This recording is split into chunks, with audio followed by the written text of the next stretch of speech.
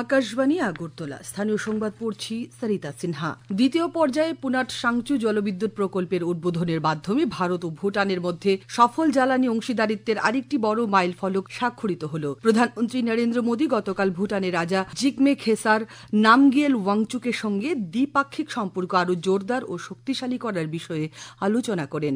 উভয় দেশের মধ্যে পুনর্নবীকরণযোগ্য জ্বালানি, মানসিক স্বাস্থ্য পরিষেবা এবং স্বাস্থ্যসেবা ক্ষেত্রে 3টি সমঝোতা স্মারক স্বাক্ষরিত হয়। ভুটানে থিম্পুতে ওয়াংচু নদীর পশ্চিম তীরের ঐতিহাসিক দুর্গ এবং বৌদ্ধ বিহার তাসিছো জংয়ে ভুটানের রাজা এবং রানী প্রধানমন্ত্রী নরেন্দ্র মোদীকে স্বাগত জানান।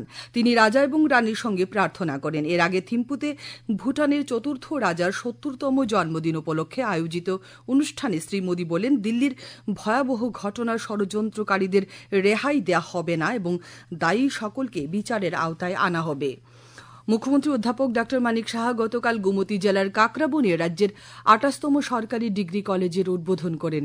তাছাড়া তিনি ডায়েটের 50 আসনের ছাত্রী আবাসের উদ্বোধন করেন। এ উপলক্ষে কাকরাবনের ডায়েট প্রাঙ্গণে আয়োজিত অনুষ্ঠানে তিনি 2047 সালের মধ্যে বিকশিত ত্রিপুরা গড়তে রাজ্য সরকারের উদ্যোগ বিস্তারিত উল্লেখ করেন। অনুষ্ঠানে উপস্থিত ছিলেন অর্থমন্ত্রী প্রণজিৎ সিংহ রায়, উচ্চশিক্ষামন্ত্রী কিশোর বর্মন, উপস্থিত ছিলেন গোমতী জেলা পরিষদের সভাধিপতি দেবল দেব রায়, বিধায়ক জিতেন্দ্র মজুমদার প্রমুখ।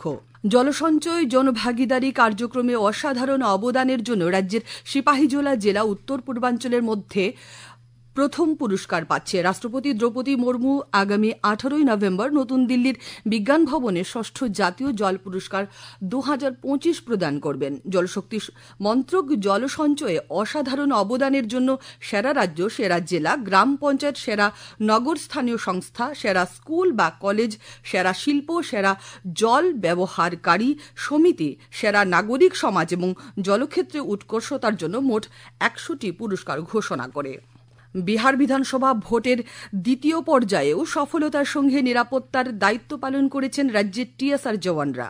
রাজ্য পুলিশের মুখ্য জনসংযোগ আধিকারিক রাজদীপ দেব জানিয়েছেন, গতকাল টিএসআর 7ম ব্যাটালিয়নের কমান্ড্যান্ট জ্যোতিষ্মান দাস চৌধুরীর নেতৃত্বে টিএসআর জওয়ানরা বিহারের 152 বিহাপুর এবং 154 গোপালপুর বিধানসভা কেন্দ্রে নিরাপত্তার দায়িত্ব পালন করেছেন। এর আগে গত 6 নভেম্বর 2টি বিধানসভা কেন্দ্রে বিহার ভোটের প্রথম পর্বে সফলতার সঙ্গে দায়িত্ব পালন করেছিলেন টিএসআর জওয়ানরা।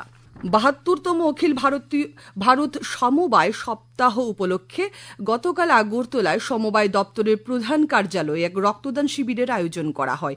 শিবিরে 87 জন রক্তদান করেন। উপস্থিত ছিলেন সমবায় নিয়ামক দশরথ দেববর্মা এবং সচিব তাপস রায়।